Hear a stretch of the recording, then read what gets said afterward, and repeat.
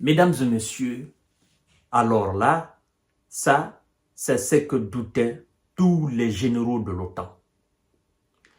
C'est ce que l'état-major américain lui-même redoutait très très fort.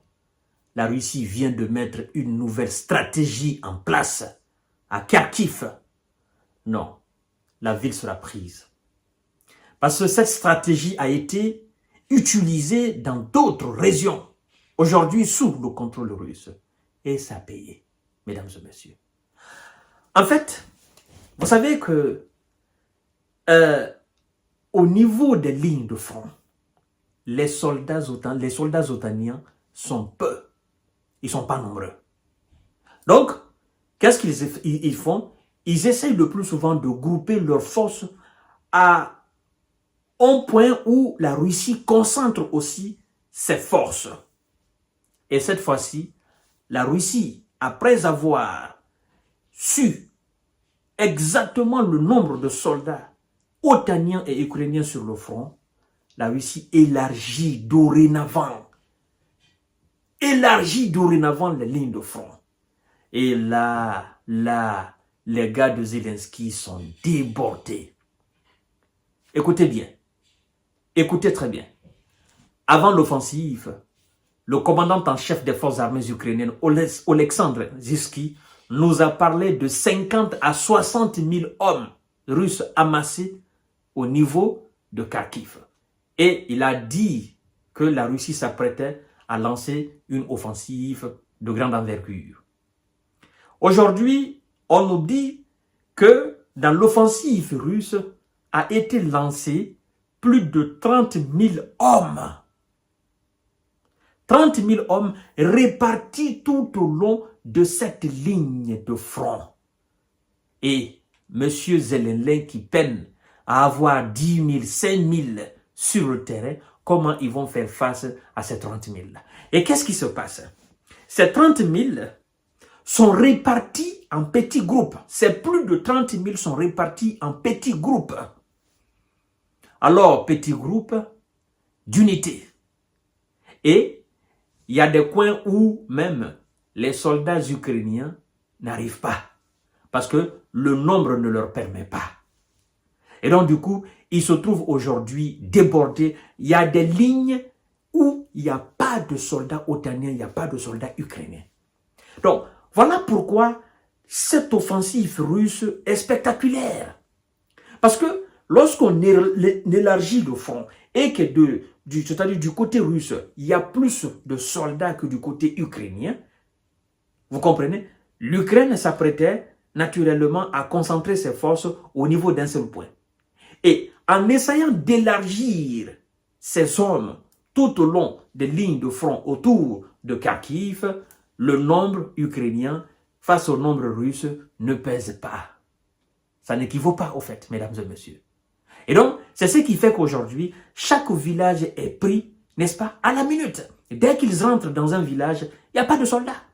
Lorsqu'on vous dit qu'il y a 10 contre 1, c'est-à-dire 10 soldats contre un seul soldat ukrainien, 10 soldats russes contre un soldat ukrainien, qu'est-ce qu'il va faire? 100 soldats contre 10 soldats ukrainiens, qu'est-ce qu'il va faire? Ils ne peuvent absolument rien faire. Donc, l'état-major américain se trouve débordé aujourd'hui. La question est brûlante, même au niveau, n'est-ce pas, de l'OTAN. Ils se demandent qu'est-ce qu'il faut faire. Parce que vous savez, ils ont voté la loi de mobilisation. Mais les gens n'ont pas été mobilisés jusqu'à présent. Et d'abord, pour parler de formation, il faut qu'ils soient mobilisés. Ils ne sont pas mobilisés. Et ceux qui étaient là en formation n'ont pas fini les formations. Et donc, ils sont précipitamment envoyés à la hâte, n'est-ce pas, au front. Il y en a, ils savent juste tirer les kalachnikovs. Il y en a, ils apprennent, ils ponifient le reste de formation sur le terrain.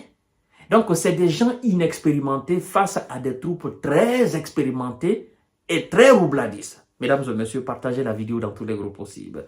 Nous avons dit que notre objectif, c'est le 1 million d'abonnés. Abonnez-vous sur cette page, partagez la vidéo sur tous vos profils, partagez la vidéo sur toutes vos pages pour que vos amis puissent entrer en contact avec nos émissions, chères dames, chers messieurs, chères demoiselles. Et écoutez très bien, La Russie élargit le front de Kharkiv en Ukraine, selon le gouverneur de cette région-là. Écoutez ce qu'il dit. Waouh! La Russie poursuit son offensive terrestre dans la région ukrainienne de Kharkiv, d'accord, attaquant de nouvelles zones avec de petits groupes pour tenter d'élargir le front et d'affaiblir les forces ukrainiennes, a déclaré le gouverneur de la région. Cette avancée pourrait éloigner une partie des forces épuisées de Kiev de l'est du pays. Les forces épuisées de Kiev, ils sont épuisés. Il n'y en a pas pour faire la rotation. Et ceux qui sont là, ils sont tellement épuisés qu'ils ne peuvent pas tenir le coup. Lorsque vous êtes assailli 24 heures sur 24, 7 jours sur 7, par des gens puissants, par des sons, vous ne dormez pas, vous faites des cauchemars, vous devenez fou. Et donc, nous avons des soldats traumatisés, des soldats fous sur le terrain. Des soldats qui sont complètement en lambeaux. Parce qu'ils n'arrivent pas à dormir. Les sons des obus sont là. Et ceux qui sont censés les remplacer ne viennent pas parce qu'il n'y en a pas. Donc c'est pourquoi on dit les hommes, les soldats épuisés de Kiev. Mesdames et messieurs. Alors, de l'est du pays, où la Russie progresse lentement, l'ennemi essaie délibérément d'élargir la ligne de front en attaquant par petits groupes, mais dans de nouvelles directions, a déclaré le gouverneur Oleh Synirouf dans des commentaires télévisés. L'Ukraine est sur la défensive après un ralentissement de plusieurs mois des livraisons d'aide militaire occidentale, en particulier américaine, qui a laissé la Russie un avantage encore plus grand en termes d'effectifs et de munitions. Vous voyez, ceux qui se trompent souvent en disant l'armée ukrainienne, mais le gouverneur même de cette région vous dit que le fait qu'il y a eu du ralentissement dans le fournissement d'armes occidentales et en particulier américaines, que ça a donné l'avantage à la Russie. Ça veut dire quoi? Ça veut dire que sans les Américains, ça n'existe pas ce qu'on appelle l'armée ukrainienne. Sans les Occidentaux, ça n'existe pas ce qu'on appelle l'armée ukrainienne. Sans leur aide militaire, la Russie finit ça en une semaine. Vous voyez? Elle finit complètement cette situation en une semaine. La question est réglée. Alors, je pense que vous n'allez pas vous tromper à ce sujet, mesdames et messieurs. La situation est chaotique. L'Ukraine, voilà, de munitions américaines. Dans le nord-est, les forces russes progressent dans plusieurs directions, notamment près de la ville de Wolfchansk et vers le village de Lipsy, a indiqué Oleh Synirouf. Les forces de Kiev parviennent tout de même à contenir les troupes de Moscou, mais la menace d'une extension des combats à de nouvelles localités est bien réelle, a-t-il averti. Donc, mesdames et messieurs, cette stratégie, elle est aujourd'hui redoutée par les hommes qui sont sur le terrain. Non seulement, ils n'ont pas assez de chars, ils n'ont pas assez de blindés, ils n'ont pas assez de mobilité pour transporter les troupes rapidement à l'est, au nord, au sud, n'est-ce pas, au niveau de toutes les zones où la Russie élargit aujourd'hui ses hommes. Et donc, ça veut dire quoi? Ça veut dire tout simplement que dans une semaine, la deuxième ville la plus importante en Ukraine, qui fait quelque chose d'1,3 million habitants, sera sous le contrôle total de l'armée russe. Vous voyez, mesdames et messieurs, c'est inquiétant pour les Occidentaux. Parce que Kharkiv prise, c'est terminé. Imaginez, Kharkiv sous le contrôle russe, Odessa sous le contrôle russe, mais c'est fini pour l'Ukraine. C'est fini pour les Occidentaux. Qu'est-ce qu'ils vont attendre pour s'engager dans la bataille?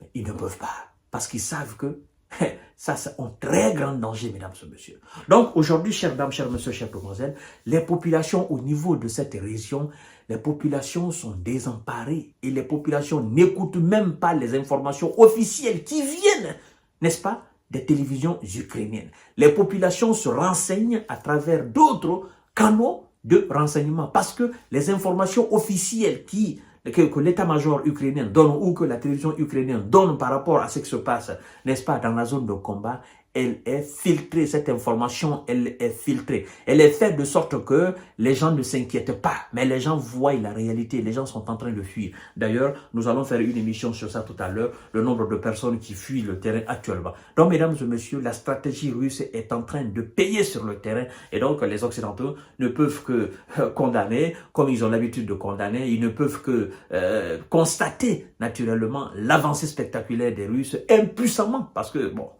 ils n'ont pas grand-chose. Les 61 milliards de dollars américains qui ont été adoptés, jusqu'à présent, on nous dit que l'argent n'est pas venu. Et dans la foulée, vous savez ce qui s'est passé? M. Joe Biden a validé 400 millions de dollars rapidement pour venir contrer, n'est-ce pas, l'offensive russe. Mais moi, je dis, c'est quand même rigolo. Et on vous dit que ces 400 millions, ça sera retiré sur la réserve d'armement, n'est-ce pas, américaine, sur la réserve de l'armée américaine, dans le stock de l'armée américaine. Donc, l'Ukraine ne verra pas le billet, mais elle verra tout simplement des armes de valeur de 400 millions pour venir contrer l'avancée russe. Alors, qu'on nous dise, entre les Occidentaux et la Russie, qui est désespéré dans cette situation-là? Dans les commentaires, s'il vous plaît, je veux une réponse. Mais avant tout, vous partagez la vidéo dans tous les groupes possibles. Et vous me dites, entre l'Occident et la Russie, dans ce cas, qui est désespéré? À tout à l'heure pour notre série d'informations. Merci beaucoup. La situation, elle, est chaude. Comme on dit chez nous, le fer est rouge.